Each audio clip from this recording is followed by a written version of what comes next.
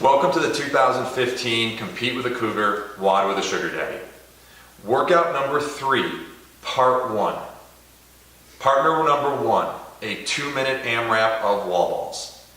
Then partner number 2 does a 2-minute AMRAP of wall balls. Partner number 1 does a 2-minute AMRAP of 3 burpees and 5 toes to bar. Then partner number 2 does a 2-minute AMRAP of 3 burpees with 5 toes to bar. For the wall ball starts on the ground and is picked up by the athlete, and the athlete passes through the bottom of a squat, and the ball is then, when the athlete stands up, the ball is thrown to the point where it makes contact with the face of the target.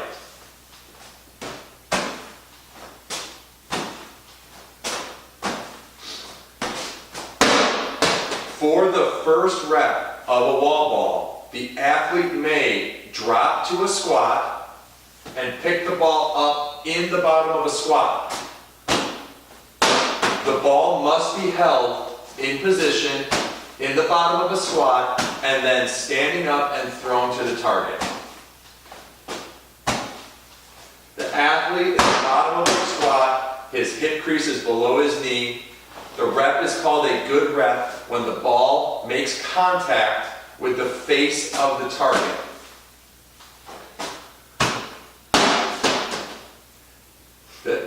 For the second set of AMRAPs, it is 3 burpees.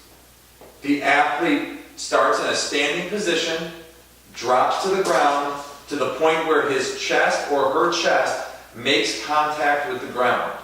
Your chest is defined as the lower rib cage to your collarbone. The chest makes contact with the ground. The athlete then comes to their feet and jumps. No clap is required at the top. The athlete is responsible to display to their judge that they have jumped at the top. If your judge feels that you are not jumping, they will give you a no rep. Again, it is the responsibility of the athlete to visually display to their judge that the standard of movement is being met. For a burpee, again, you drop to the point where your chest makes contact with the ground, you come back to your feet, and you jump.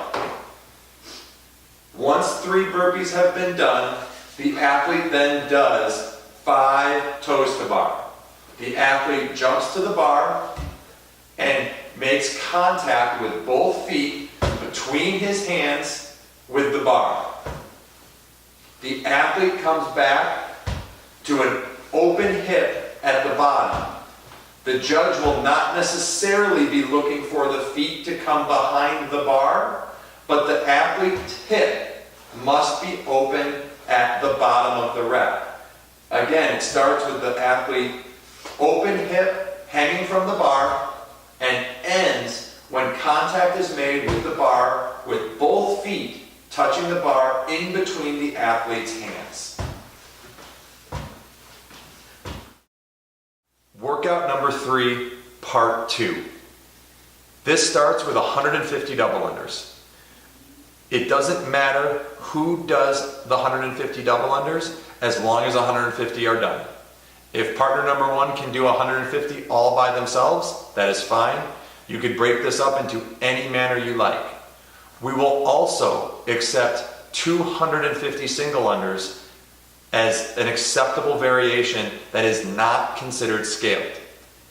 Teams may not switch between styles though.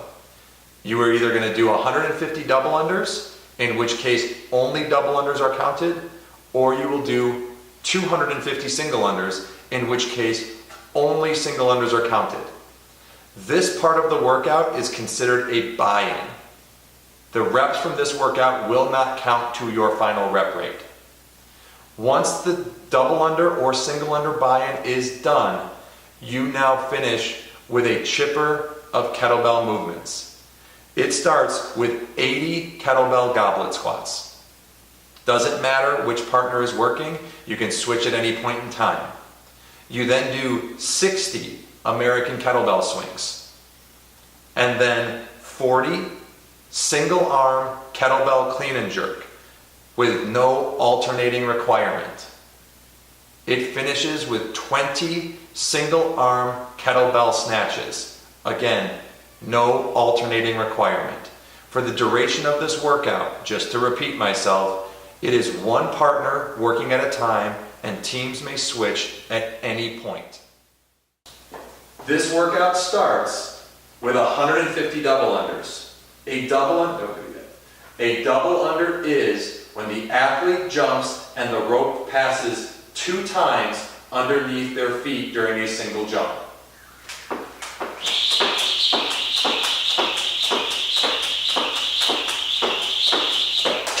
A single under is when the athlete jumps and the rope passes 1 time underneath their feet during a single jump. Once the jump rope buy-in is complete, the team will move to do 80 goblet squats. The goblet squat starts with the bell being held in the front rack position. It can be held, face the camera, it can be held by holding the handles. It can also be held by flipping the bell upside down and holding the ball of the bell itself. The bell is allowed to be held in contact with the chest. The chin is allowed to make contact with the bell. The bell is not allowed to be held on the shoulder. Again, the bell must be held in the front rack position with both hands, and may not be held on one single shoulder of the athlete. The goblet squat starts at the top with the athlete fully standing up. This is the position that the athlete must be in before a single rep will be counted.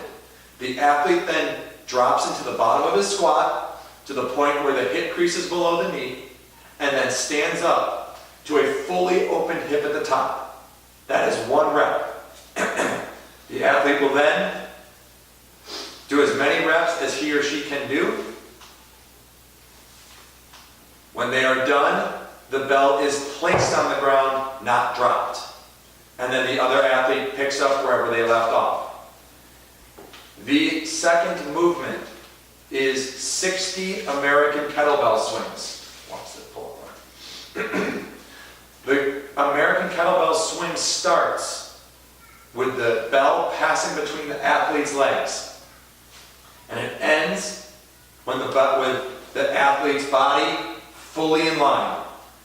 The position of the bell at the top does not matter to us as long as the athlete is fully in line. We are looking for all joints to be in line at the top of the rep. The bottom of the rep, the bell between your legs, top of the rep, athlete's body fully in line. The rep is called good at the top. Once 60 reps are completed of American kettlebell swings, they will be doing 40 single arm kettlebell clean and jerks. This rep starts again with the bell between your legs. The bell is then cleaned to the front rack position in one movement and pressed overhead in a second movement. This may be done as a strict press. This may be done as a push press. This may be done as a push jerk. It is a shoulder to overhead movement. The clean and press must be done in 2 movements. The athlete may switch arms whenever they like. There is no requirement based on rep count. There are 40 that need to be done. If the athlete decides to do all 40 on their right arm, that is allowed. They can switch arms and switch partners as they wish. This workout ends with 20 kettlebell snatches. The kettlebell snatch starts with the bell between your legs again, and in one movement, the bell is taken to 100% locked out overhead. There is no alternating requirement for this movement. If the athlete can do all 20 reps with just their right arm, that is allowed. But the athlete may switch arms at any point. For none of the kettlebell movements are you required to touch the ground in between each rep. The rep starts between your legs and ends overhead for the kettlebell snatch. Once the kettlebell snatches are completed, your workout is over.